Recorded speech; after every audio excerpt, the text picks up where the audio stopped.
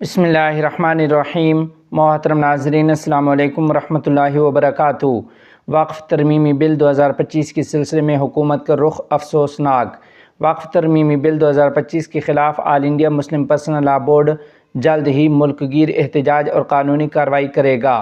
تفصیلات کے مطابق All India Muslim Personal Law Board سمیت تمام ملی تنظیموں اور ملک کے تمام مسلمانوں اور انصاف پسند شہریوں کے سخت اعتراض کے باوجود وقف ترمیمی بل 2025 لوک سبھا اور راجیہ سبھا سے منظور کر لیا گیا۔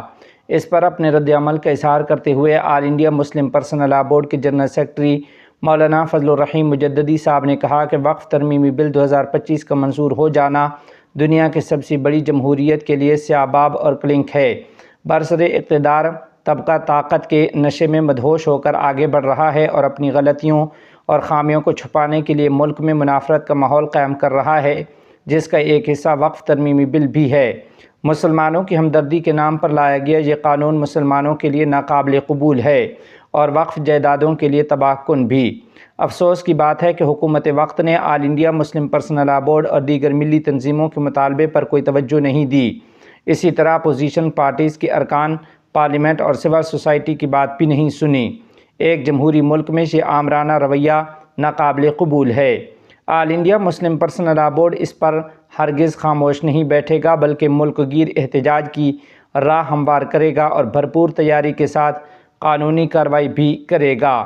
قانونی کارروائی کی تیاری اور احتجاج کے سلسلے میں مشاورت کا سلسلہ جاری ہے۔ عنقریب اس کا اعلان کر دیا جائے گا اور پوری قوت کے ساتھ آئین اور قانون کے دائرے میں رہتے ہوئے پرامن مگر مسلسل اور مضبوط احتجاج کیا جائے گا۔ ہم نہ صرف مسلمانوں بلکہ ملک کے انصاف پسند شہریوں سے بھی گزارش کرتے ہیں کہ وہ بورڈ کے اعلان کا انتظار کریں اور جب احتجاج کے لیے آواز دی جائے تو پوری طاقت کے ساتھ اس میں شامل ہوں تاکہ حکومت کو اپنی غلطی کا احساس ہو اور اس قانون کی واپسی کا دروازہ کھل سکے۔ ہم یہ واضح کر دینا بھی ضروری سمجھتے ہیں کہ وقف ترمیمی بل اپنے مشمولات کے اعتبار سے نہایت نقصان دہ اور تباہ کن ہے۔ اس کی وجہ سے بہت سی دشواریاں اور مسائل کھڑے ہو جائیں گے، اس لیے بہر صورت اسے حکومت کو واپس لینا چاہیے۔ لوک سبھا اور راجیہ سبھا میں وقف ترمیمی بل 2025 کے پیش ہونے کے بعد اپوزیشن پارٹیز کے ممبران پارلیمنٹ نے جس بیدار مغزی تیاری اور احساس ذمہ داری کے ساتھ اس بل کی مخالفت کی اور مسلمانوں کے موقف کو واضح کیا وہ خوش آئند بات ہے۔ All India Muslim Personal Law Board وقف ترمیمی بل کی مخالفت کرنے والی تمام اپوزیشن پارٹیز، ان کے سربراہان اور ارکان پارلیمنٹ کا شکر اور ان کے عمل و اقدام کی تحسین کرتا ہے اور امید رکھتا ہے کہ وہ آئندہ بھی وقف ترمیمی بل کو روکنے کے سلسلے میں کی جانے والی تمام کوششوں میں شانہ بشانہ شریک ہوں گے۔ اسی طرح بی جے پی کے حلیف پارٹیز اور ان کے سربراہان خاص طریقے پر نتیش کمار، چندرا بابو نائیڈو، چراغ پاسوان اور جنید چودھری نے اس سلسلے میں جو کردار نبھایا ہے اور جس طرح مسلمانوں کو چھوڑ کر حکومت وقت کا ساتھ دیا ہے وہ نہایت درجہ تکلیف دہ اور افسوسناک ہے۔ وقف ترمیمی بل کے سلسلے میں ان کے رخ اور رویے کی جتنی مذمت کی جائے کم ہے۔ مسلمانوں نے ان حضرات کی سیکولر شبیہ کی وجہ سے ہمیشہ ان کا ساتھ دیا ہے، لیکن ان لوگوں نے جس طرح مسلمانوں کو دھوکہ دیا اسے کبھی بھلایا نہیں جائے گا اور ہر حال میں انہیں اس کا خمیازہ بھگتنا ہوگا۔ ان پارٹیوں سے تعلق رکھنے والے مسلمانوں کے لیے بھی غور کرنے کا مقام ہے کہ اس بے وفائی کے بعد ان کا رد عمل کیا ہونا چاہیے اور بحیثیت مسلمان انہیں کیا راستہ اپنانا چاہیے۔ ملت کو چھوڑ کر سیاسی مفادات کی پاسداری کرنا گھناؤنا عمل ہے۔ All India Muslim Personal Law Board یہ واضح کرنا چاہتا ہے کہ کسی بھی دباؤ دھمکی یا غلط رویہ اور طرز عمل کی وجہ سے بورڈ اپنے مطالبات سے دستبردار نہیں ہوگا۔